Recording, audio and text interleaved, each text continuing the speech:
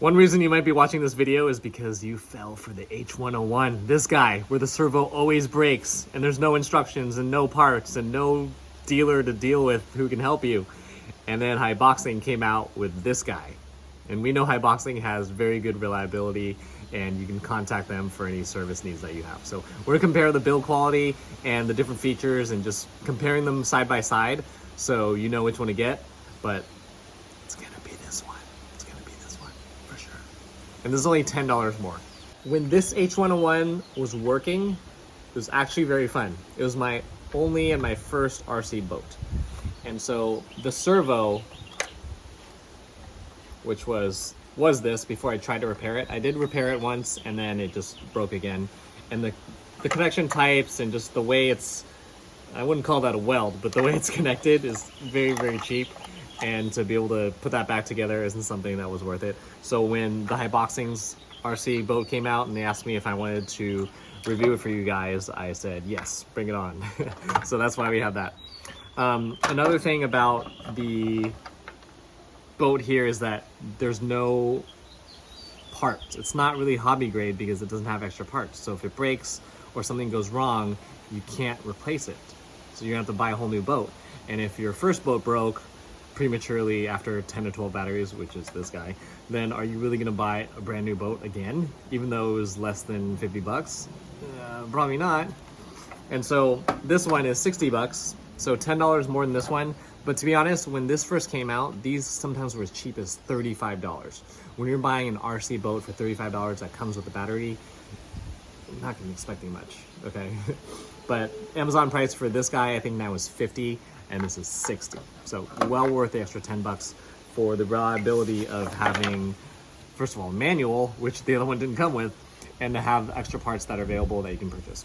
And from my history working with Haiboxing, or I purchased all my products except for two RC cars and this boat, which they reached out to me to see if I would be interested in reviewing, because they found me with this channel when I first reviewed the RC cars that I bought, because I want to give them a try, and they were seemed to be a good budget vehicle, which they were. And I was very surprised that being able to reach out to Haiboxing themselves was very easy, and they were very active on their Facebook groups, and you can direct message the folks who are admin there. I'm also an admin on Facebook for their groups, and ask questions there, and they do respond. So to have a company that backs their product and can support it is well worth $10. Okay, the difference between this guy and this guy. So back then, when not much was available, when the gap between a $35 or $50 product and the next higher level may be too high, maybe this was something worth buying. But in 2022, when this comes out, there's really no reason to get that other boat. This one just has too many features and reliability, and just the company itself for an extra $10. It's kind of a no-brainer. Do I like orange? Not particularly. But when you're driving a boat in water, whether it's green or gray or blue, orange will stand out. So this boat by Haiboxing comes in orange, and they do have a gray variant, but we chose the orange one. It just stands a little better. It may not look as cool, but it is what it is.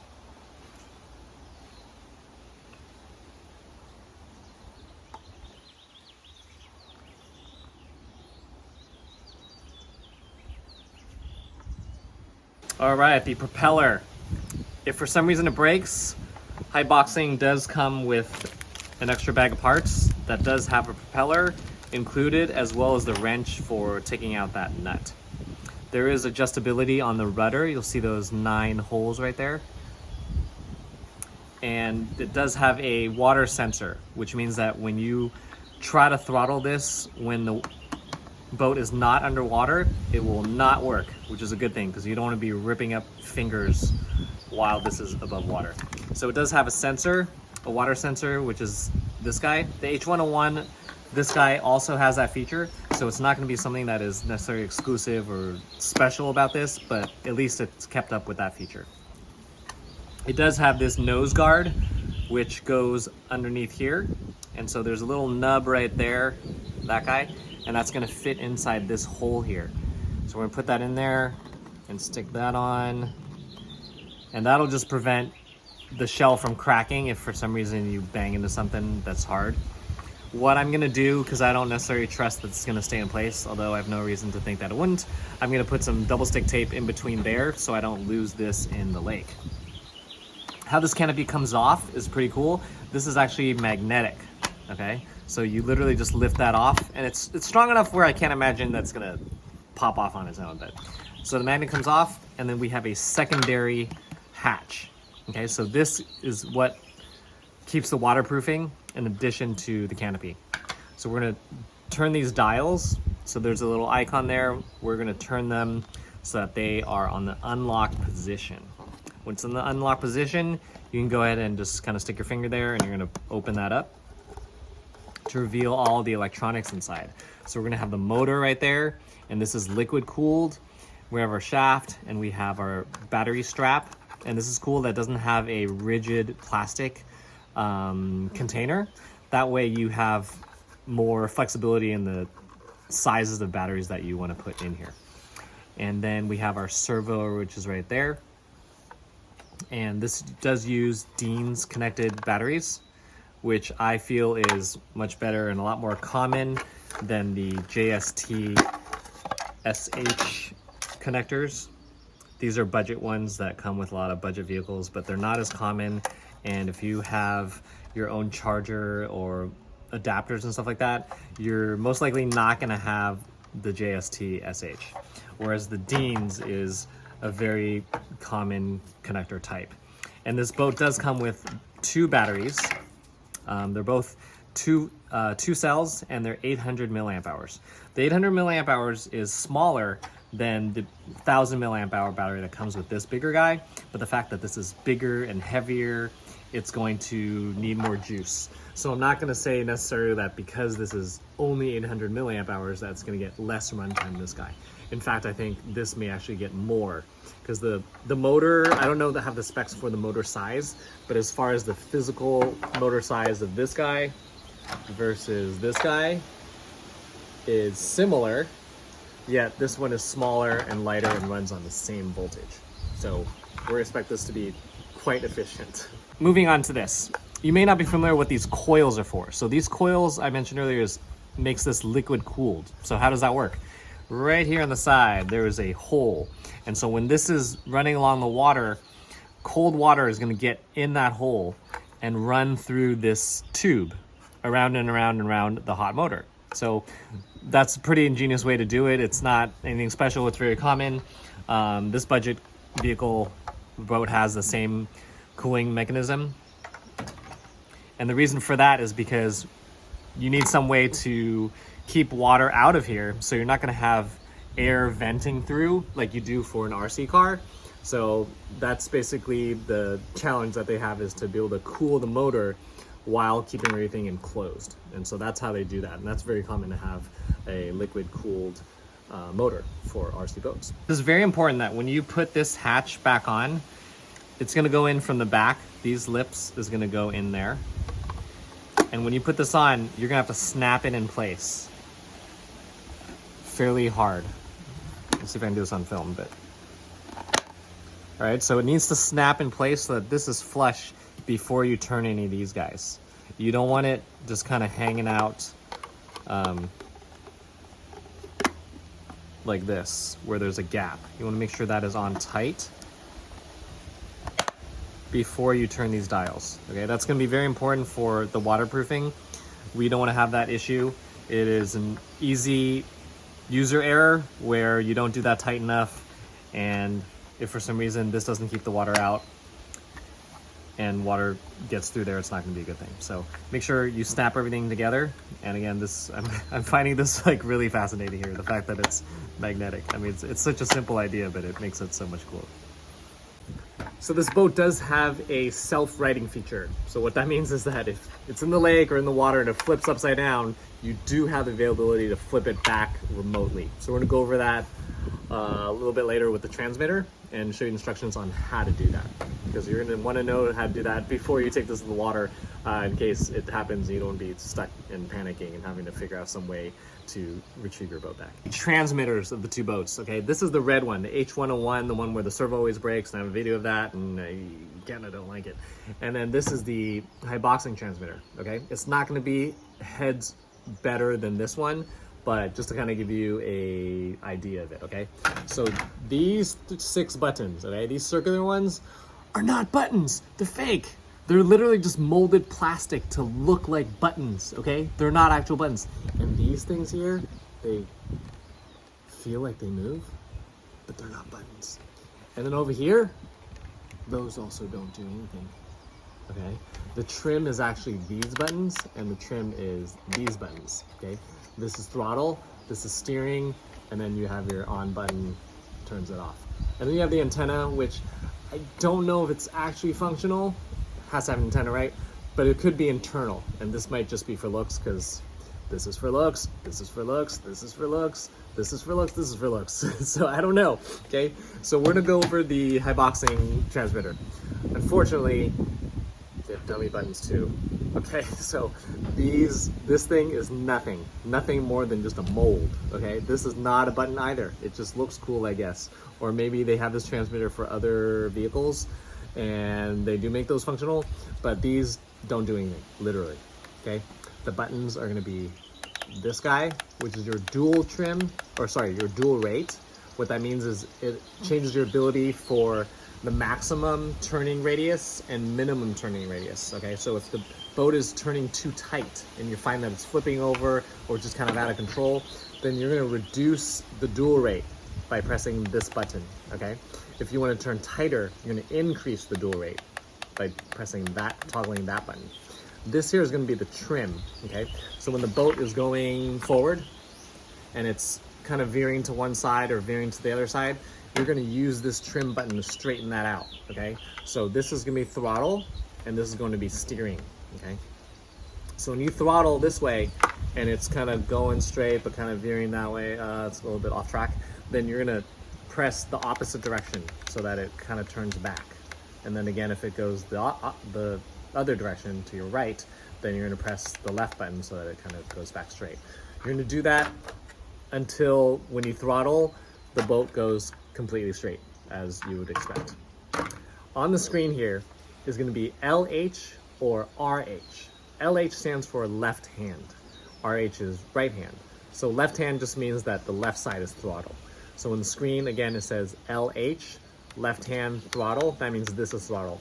There are versions, and it may be adjustable on here, but I haven't figured that out, where you can make it RH, where this is throttle and this is steering, okay? But out of the box, this is going to be throttle, okay? Left hand throttle. Okay, before you put the boat in the water, sorry, after you put the boat on the water, but you're gonna need to calibrate it, okay? So you're gonna put the battery in, obviously, put the canopy and the hatch on, stick that in the water so that the sensor is wet, okay? And then you're gonna turn this guy on. Once you turn that guy on, this light is blinking, which means it's searching for a connection. And the light here will also be blinking because it's searching for a connection. And after a few seconds, it will turn solid, which means that the transmitter is bound to the boat and it knows it's talking to each other, okay? After that, you're gonna have to calibrate, okay? What you do to calibrate, you're gonna press these top buttons. You're gonna hold this down for 3 seconds. And it's gonna beep. And when it's beeping, that means it's calibrated, okay? A couple things you're gonna need to notice on the screen is that 0 blinking number. Okay, it's not operable because this is not on the water right now or in water right now, but we're gonna go over what the screen is talking about, okay? So here you see the 000. That is gonna be replaced by a percentage of battery of the boat, okay? So because this is a boat and it's hard to retrieve if we lose connection or something bad happens, you're gonna pay more attention to the battery life of the boat and the battery life of the transmitter, okay? So on this corner up there is a very familiar icon, and that is the battery life for the transmitter, okay? But the big screen, the big number in the middle is gonna be the battery percentage for the boat itself. If you see that that number disappears and becomes a square icon or a rectangle icon, that means the distance of the boat is too far away from the transmitter. So you're gonna wanna bring the boat closer back towards you before you lose connection. Because if you lose connection, I'm not sure if this is designed, the ESC designed to just keep going, or if it stops, or if it's going to reconnect. Some RC vehicles, you need to turn both things off and back on before it reconnects. Some, the vehicle will continue going, and some will stop, and then it can reconnect. So I don't know what that's gonna be like, and I don't plan to find out.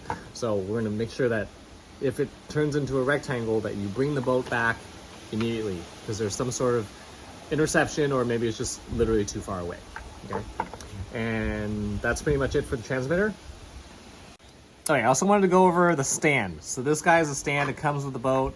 It's just so that when it's on your shelf or you're not using it, that it can be some sort of display, and just so that you're not having the rudder, you know, hitting your table or whatever. So this thing just elevates it. And this is very easy to put together. It doesn't require much explaining, other than it has a notch here and a notch here, and they just go together. The only thing you want to pay attention to is for these the short end pieces, as opposed to long end piece, the notch does have a lip or a fin. You'll see there's like a lip on this side, but there's not on that side. My take on it is that the lip goes on the inside. Okay, so it goes this way as opposed to the other way where the lip is on the outside. It's probably structurally more sound, and it's a cleaner look. It's a small thing, right? But some of us care about that kind of stuff. All right, we're gonna drive this because I'm very excited to see how it runs, and that's it. We'll see you later.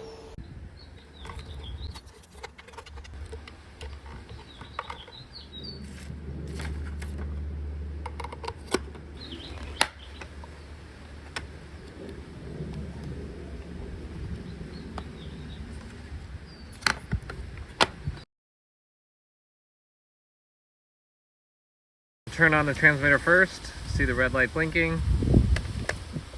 Just gotta toss this guy in there. Now the transmitter is solid red, which means it is connected, and we see the full battery.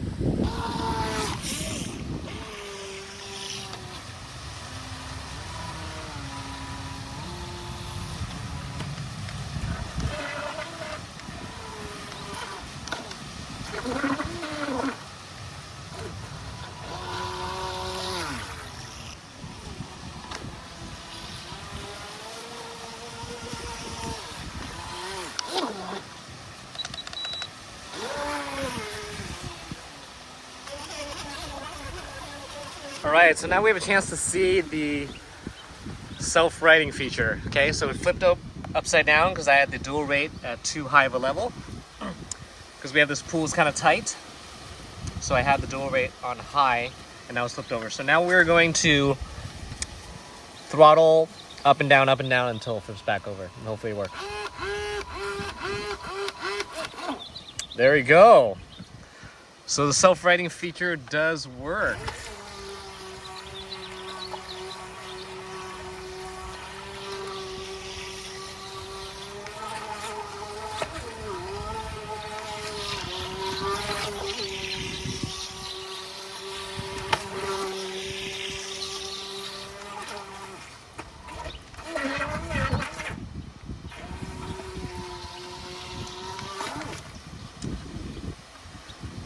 So we have an opportunity to try that one more time. And again, throttle up and down. There we go.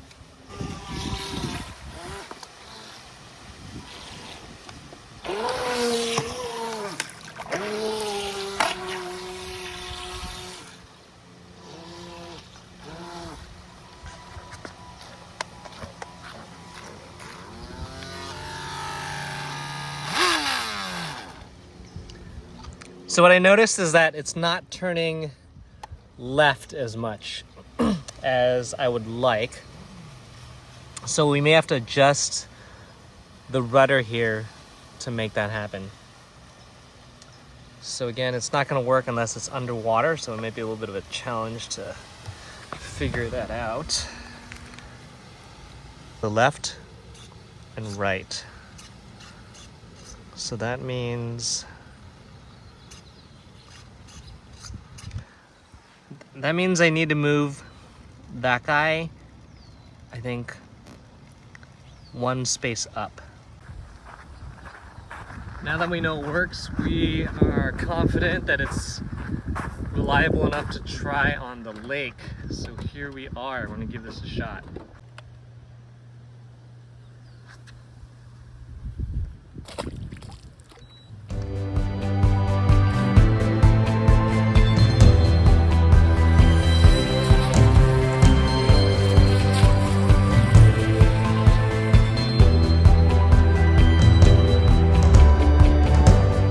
So this is where I got stuck in the algae while driving, but was able to finally get it out after a few minutes.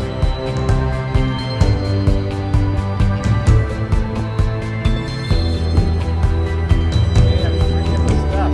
Bring this back here and bring it back before the battery dies.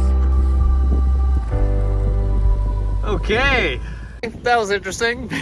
So now we know that it doesn't go through this kind of marsh stuff, okay? I didn't expect it to, but I guess for stuff that was a little bit, I guess, less thick, I thought maybe I could just kind of run through it.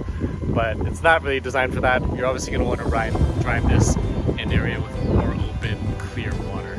So we're gonna probably do that further back here on the next battery and see how that goes. All right, so recall I flipped over a couple times. We're gonna see how waterproof this is before we swap the batteries. Now, this is the indicator light, by the way, which means that it is on. I don't think it'll throttle. Oh, it does. It does throttle. So it does throttle out of the water if the sensor is still wet. So it doesn't have to be submerged the whole time, but I think once that gets wet, then it'll... Okay. So be very careful that you're not using the throttle out of the water, because apparently it does engage.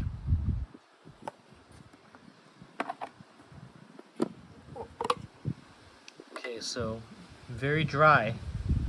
Completely dry, actually. So this flipped over a couple times and no water in the fuselage. Battery is slightly...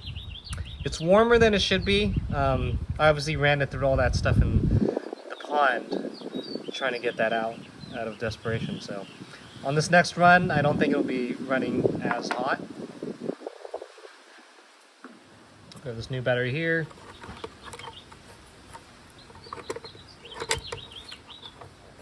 Ooh, that motor is hot. Okay, so careful with your fingers on that as you're running through it. Technically, we should give this a rest, like a 15-minute break, so that can cool down. But since we're having too much fun here, we're gonna just continue it as is.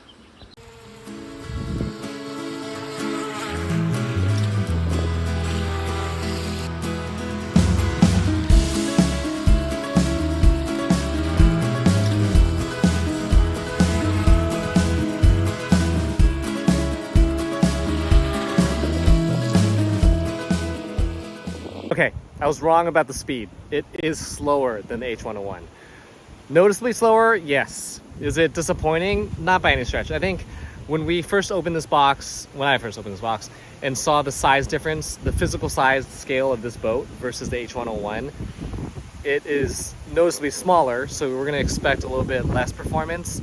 I think I kind of cheered it on a little bit too much with it being 2S and smaller and lighter, but I think the difference in the motor did make a big difference. And so it's still fun for its size and for what it is.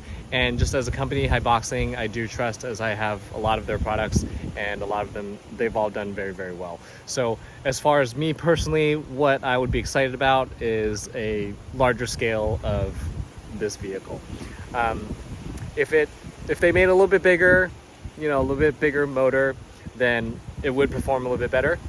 I just kind of overestimated how much the difference in the weight and the size of it would be compared to the motor size. So the motor size is suitable for this.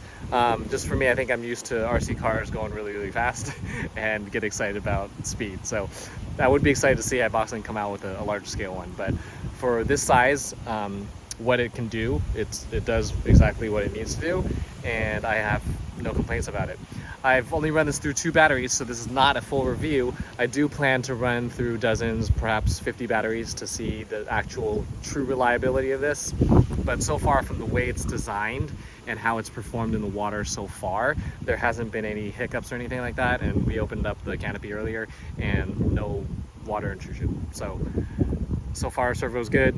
I think I just need to adjust the signals a little bit more because it's able to turn right really well, but not left. So it may either be the adjustment of the rudder or maybe some of the trimming or the dual rate. I'm gonna think that it's gonna have to do with the rudder adjustment through these holes. But anyway, if you're looking for a hobby grade RC boat that's 60 bucks or under 100 bucks and runs on 2S batteries, that's budget and it's your first one, I think this one is very, very suitable. So maybe the next one could be $80 and a little bit bigger. That would be exciting.